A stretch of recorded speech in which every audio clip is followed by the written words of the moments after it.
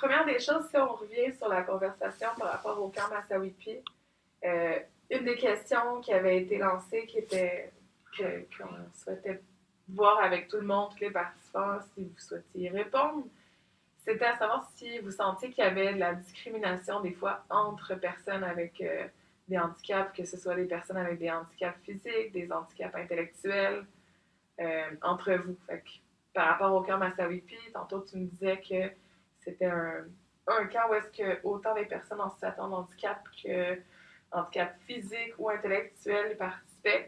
Comment tu sentais dans ton séjour là-bas, les interactions avec les gens, puis est-ce que tout le monde est intégré, tout le monde est inclus, est-ce que comment tu interagissais avec les autres? OK. Moi, dans le fond, niveau de discrimination entre nous, entre personnes handicapées, dans le fond, ben, je vois ça plus comme, ben moi, je suis éducatrice spécialisée, donc euh, j'essaie de repérer des gens qui ont une déficience intellectuelle. Ça me permet de m'adapter selon la personne, parler moins vite, faire des phrases peut-être un peu plus courtes, répéter dans d'autres mots si jamais je vois que la personne n'a pas bien compris. Sinon, c'est certain que il y a certains sujets peut-être que c'est plus difficile à comprendre pour une personne qui a une déficience intellectuelle. Encore là, ça dépend quel niveau de déficience intellectuelle que la personne a. Mais c'est certain qu'au camp, par exemple, je me tenais plus souvent avec des personnes sans déficience intellectuelle qu'avec des personnes qui ont une déficience intellectuelle. Peut-être au niveau des conversations, des fois que c'était plus facile de se comprendre ou d'avoir les Oui, intérêts similaires, des activités du quotidien, des expériences à partager ensemble plus facilement. oui, exactement. C'est certain, il y a des personnes qui ont des déficiences intellectuelles, puis que ça paraît au niveau des activités, comme ils font des activités un peu plus, ben, qui demandent moins d'imagination ou moins je ne sais pas comment l'expliquer, mais qui est moins difficile là, au niveau des étapes et tout ça. Mm-hmm.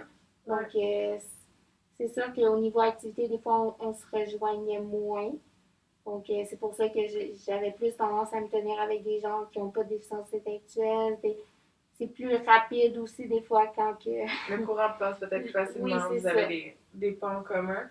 Puis, une autre question que je vais te poser, euh, je ne sais même pas comment le formuler, mais euh, avec peut-être certaines limitations ou même au quotidien de te déplacer en fauteuil roulant, peut-être même certaines frustrations en termes d'accessibilité, que ce soit pour des activités ou n'importe quoi dans ton quotidien, est-ce que des fois tu peux sentir que ça affecte ton moral au niveau de la santé mentale, tu d'être tout le temps en train de te battre pour pouvoir faire ta place, te sentir incluse, puis même genre physiquement, là, pouvoir te déplacer tout le temps, c'est physique peut-être en fauteuil roulant, fait que je sais pas si tu veux me parler de ça, puis comme, tu sais, comment tu vois les choses, puis comment est-ce que tu réussis à garder le moral, puis à garder aussi la motivation, puis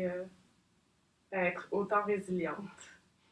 Ben, moi, ben là, il faut que j'essaie d'intégrer tout ça, là, moi. Vas-y avec le fil qui t'intéresse, puis OK.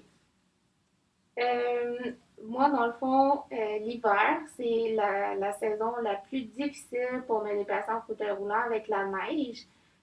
Oui, c'est le fun d'être autonome, d'avoir son auto adapté, mais il y a certains endroits, exemple à Montréal, qu'il n'y a pas de stationnement, un vrai stationnement qui était à côté de la porte. Des fois, c'est dans la rue. Puis, on sait bien, les rues, des fois, sont pas super bien déneigées. puis même Donc, aussi pour déneiger là, ta voiture le matin, là, oui, faire ton passage à partir de chez toi à ta voiture, oui. déneiger toute ta voiture, comment tu t'y prends? Ben, dans le fond, chez moi, j'ai un garage, par chance, mais mettons, quand je suis à mon travail et que j'ai besoin de déneiger mon auto, souvent, quand c'est possible, je demande à un ou une collègue. Mais sinon, j'ai un balai qui est quand même assez long, donc qui me permet de faire tout mon toit d'un seul côté. Puis aussi, sinon, je fais le tour, puis comme tout le monde, là, tu sais, je balaye comme partout, mais ça me prend plus de temps, c'est certain. Donc, ça demande plus d'organisation, de... Puis même de te déplacer comme sur les trottoirs semi-enneigés et tout, j'imagine que tu as des bonnes mitaines, puis que des fois tu dois pousser intense dans la glace ou un petit épaisseur de neige, là. Oui, c'est extrêmement difficile, puis même les mitaines, souvent la neige finit par passer au travers, là. J'ai pas trouvé de mitaine 100% étanche, fait que je me ramasse souvent les mains gelées. Ah, ouais. Je peux pas faire des longues distances l'hiver, là, j'évite vraiment les longues distances. Puis est-ce que tu as des pneus adaptés aussi pour... Non, Non. il n'y en a pas avec un petit, un petit pneu d'hiver, pneu d'été pour ton fauteuil? Ben, moi, j'en ai pas. Je sais que certaines personnes mettent des pneus un peu plus larges pour Ok. l'hiver. Mais au niveau de l'intérieur, vu que je suis dans le domaine d'intervention, je trouve que ça va un peu moins vite au niveau des virages, ou même au Ok. niveau de la rapidité. Je trouve ça plus difficile à manœuvrer Hmm. à l'intérieur. Donc, je préfère garder les pneus que j'ai, même si des fois, ben, je spinne ou je reste poignée. Euh, je- Souvent, je m'arrange d'aller à une place que je sais qu'il va y avoir quelqu'un si jamais je suis poignée. Donc, Ouais. sinon, on parlait tantôt de. euh, C'était quoi ta question juste avant de. Ben c'est ça, comment tu fais pour garder le moral? Des Oui, fois, est-ce ok. que tu vis un peu de frustration par rapport à Oui, l'accessibilité en général? ok. Moi, dans le fond, au travail, il y a des rangements de où est-ce qu'on range nos activités. Puis, bien, j'arrive pour préparer une activité, puis là, le matériel, il est en haut de l'armoire. Donc, c'est sûr que faut que j'aille demander de l'aide. Je peux pas aller chercher du matériel en haut d'une armoire. Donc, c'est sûr qu'il y a des petites choses comme ça qu'il faut que je m'adapte, puis qui fait en sorte que ça peut être plus long, ça peut prendre. Puis des fois, euh, des collègues s'en rendent juste pas compte que tu en as besoin, puis finalement, que tu peux pas y avoir accès. ouais. Donc, souvent, faut que je demande à un collègue de préparer le matériel. Comme moi, je lui dis, OK, ça prend ça, ça, ça. Puis lui, Hmm.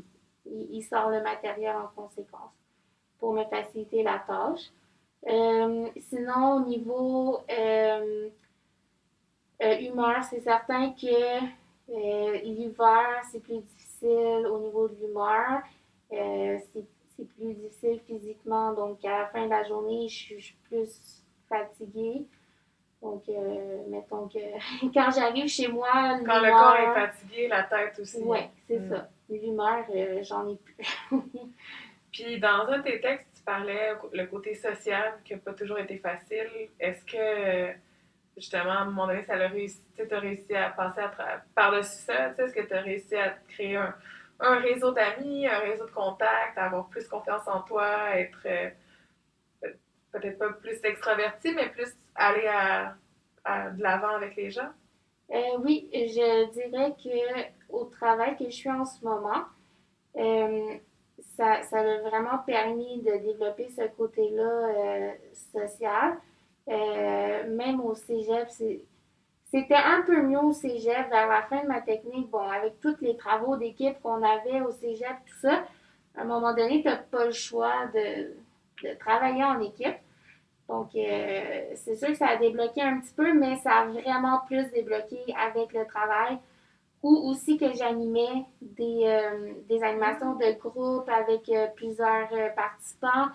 Euh, Comme là, j'ai une grosse équipe, donc je dois comme guider mon équipe dans le Ouais. travail et tout ça. Fait que développer une dynamique de groupe Oui, en le voyant un peu comme en animation, en intervention, ça t'a permis oui, de mieux comprendre aussi, peut-être? oui aussi. Puis oui, mon réseau d'amis aussi avec le camp Massawepi, ça m'a permis de comprendre c'était quoi des amis, Mm. comme puis de les garder après. C'est pas juste un ami de passage que il va rester 10 minutes chez moi, il va être écœuré, il va partir comme quand j'étais jeune, surtout, là. Comme quand j'étais jeune, j'avais des amis, mais ils venaient jouer avec moi 10 minutes, puis ils partaient, puis là, j'étais comme, bon. Parce qu'ils comprenaient pas tes habitudes, tes Ouais, besoins. lui, comme, comment dire, il y a des choses que c'est certain avec mon handicap que je peux plus ou moins faire. Donc, ben, à un moment donné, ben, c'était plate pour eux. Ils voulaient plus bouger. Moi, je peux pas courir, je peux pas. Donc, eux avaient besoin de dépenser plus d'énergie que Puis à cet moi. âge-là, Donc, ils comprenaient pas c'est nécessairement. ça. Ouais. Je comprends. Fait que là, comme avec le camp, ben, ça m'a permis de me faire des amis, des vrais amis. Puis au travail aussi. Fait que c'est sûr que le côté social, c'est plus facile maintenant. Euh, Même que des fois, je me fais, mettons, une amie, puis, mettons, une amie au travail, puis là, cette personne-là, ben, elle quitte pour une raison X. Bon, bien, je vais avoir de la difficulté à accepter que cette personne-là, on soit plus en contact Régulièrement, aussi ouais. régulièrement. Fait que ça va être vraiment difficile de gérer l'émotion que ça engendre. Ouais. Peut-être parce que ça me rappelle un peu mon enfance, le fait que mes amis partaient. En tout cas, je cherche encore pourquoi que ça me met cette émotion-là aussi fortement, mais c'est...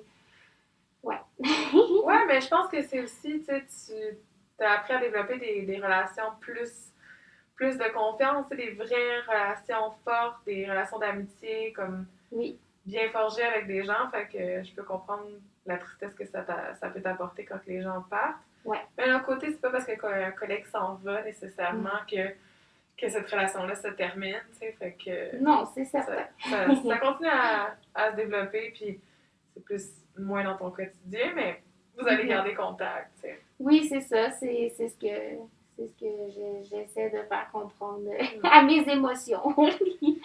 Puis, si on terminait avec quelque chose que tu aurais peut-être envie de partager, ça peut être sur n'importe quoi, mais les gens qui vont lire, qui vont écouter le recueil de témoignages, aurais-tu quelque chose de plus que tu aurais envie de partager ou un message que tu aimerais passer, des remerciements à tes parents, je sais pas n'importe quoi, c'est quelque chose que tu aurais envie de terminer. Ben, dans le fond, j'aimerais vraiment ça remercier l'organisme Défis sans limite, puis le YMCA pour les collaborations, puis tout ça, pour nous avoir permis de faire ce projet-là. Parce que ben, dans le temps de la COVID, ça n'a pas été facile pour plusieurs, puis ça nous a permis, ben moi, ça m'a permis de comme, faire quelque chose d'un peu plus palpitant que de rester chez moi à rien faire. Donc, ça m'a permis de garder contact aussi niveau social. Puis comment t'as trouvé ça d'écrire les témoignages? Comme, est-ce que ça a été facile? Est-ce que ça a été un processus? Il y a certains témoignages qui ont été faciles, mais il y en a d'autres que là, qu'on a écrit plus après la pandémie. Donc, c'est certain qu'en revenant du travail, c'était plus difficile d'avoir de l'inspiration pour écrire des textes et tout ça. Niveau fatigue, la tête ne suit plus à un moment donné, donc ça a été plus difficile là, quand on devait écrire après une journée de travail, exemple. Puis toi, les autres filles, il y en a que tu connaissais beaucoup, d'autres un peu moins, en tout cas, tu vous connaissiez tous. Mais comment t'as trouvé ça de faire la lecture des autres témoignages? Est-ce que tu as appris des choses sur les filles, les autres participantes? Est-ce que tu as pu te retrouver toi aussi, te reconnaître dans certains des textes, en faire comme ah, moi aussi, ce genre de truc-là, ça m'arrive? Ou... Oui, c'est certain qu'en lisant les textes des autres, il y a des trucs qu'on a en commun, comme à peu près dans n'importe quel handicap. Surtout au niveau du gouvernement, là, quand on se compare, on voit qu'on n'est pas les seuls à se battre avec les services, avec le gouvernement, les CLSC, puis qu'à un moment donné, ben, on choisit nos batailles parce que on verrait fou. Là. Good! Ben, merci beaucoup, Valérie. C'était un bel échange. Puis ouais, je sais pas quoi ajouter de plus. C'est le fun de pouvoir parler, puis on va pouvoir continuer avec un peu plus, Ouais. un peu plus de privacité.